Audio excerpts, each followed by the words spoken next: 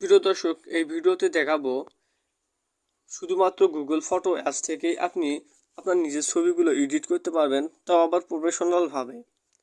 তো কিভাবে এটি করবেন সম্পূর্ণ প্রসেসটি দেখাবো, তাই সম্পূর্ণ ভিডিওটি দেখতে থাকুন।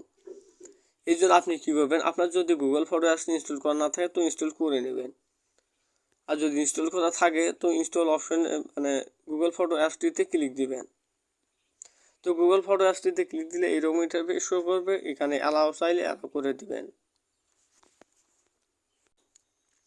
প্রিয় দর্শক, এখান থেকে আপনি যে ফটোটি এডিট করবেন জাস্ট সেই ফটোটির উপর ক্লিক দিবেন। তো আমি এই ফটোটি এডিট করব।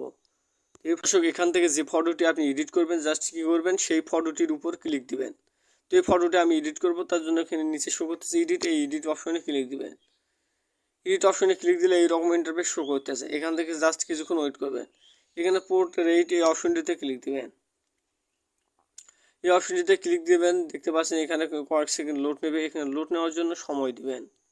দেখতে পাচ্ছেন ছবিটির উপর কিছুটা হলেও পরিবর্তন এসেছে।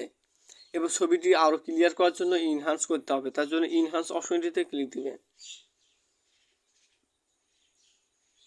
ইনহ্যান্স অপশনটিতে ক্লিক দেওয়া এখান থেকে দেখতে পাচ্ছেন কালার, এই কালার অপশন থেকে বিভিন্ন অপশনে কালার দিতে পারবেন। সেখানে বিএম আছে সেটি দিতে পারেন। এখানে অসংখ্য অপশন রয়েছে। এছাড়াও নিচে দেখতে পাচ্ছেন ক্রপ রয়েছে, আপনি ক্রপ করতে পারবেন। আপনার যদি যে কোনো ছবি যদি এখানে ক্রপ করার প্রয়োজন পড়ে এখানে ক্রপ করতে পারবেন। এছাড়া এখানে টুলস রয়েছে, এখানে টুলস অপশনে ক্লিক দিবেন। টুলস অপশনে ক্লিক দিয়ে এখানে দেখতে পাচ্ছেন লাইট, এখানে লাইট আপনি এখান থেকে বাড়া কমা করতে পারবেন।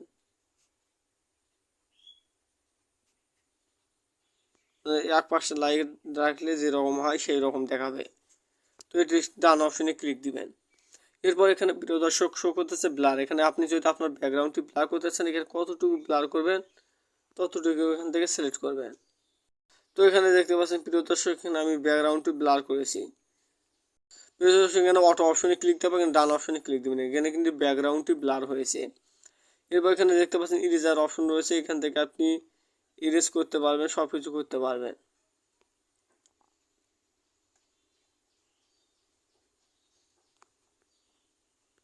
দেখতে পাচ্ছেন ছবিটি আরও কিন্তু অন্যরকম হয়েছে।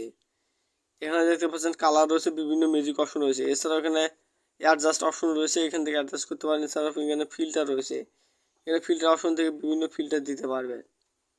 এখানে বিভিন্ন ফিল্টার রয়েছে, সেটি দিতে পারবেন। তো যেটি দিয়েছে সেটি দিয়ে দেবেন। এখানে এখানে দেখতে পাচ্ছেন পিন টেক্সট, এখান থেকে টেক্সট দিয়ে এখান থেকে আপনি লিখতে পারবেন।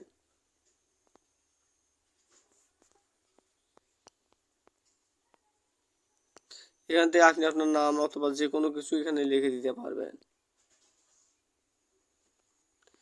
এখান থেকে টেক্সট আপনি সুন্দর করে ছোট করে এখানে যেখানে সেখানে বসিয়ে দেবেন। তো আমি ডান অপশনে ক্লিক দিলাম। এরপর এখানে প্রিয় দর্শক আরও অপশন রয়েছে, এখানে মোর অপশন রয়েছে। এখান থেকে আপনি পিক্সেল অ্যাপ এছাড়া বিভিন্ন ধরনের এডিটিং টুলের সাহায্যেও আপনি এডিট করতে পারবেন।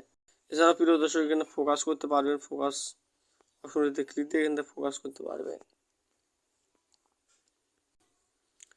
প্রিয় দর্শক, এখানে দেখতে পাচ্ছেন অ্যাডজাস্ট, এই অ্যাডজাস্ট অপশন থেকে এখানে ব্রাইটনেস, এখানে যদি কোনো ছবি যদি ব্রাইটনেস বাড়াতে হয় তো ব্রাইটনেসটি বাড়িয়ে দিতে পারবেন।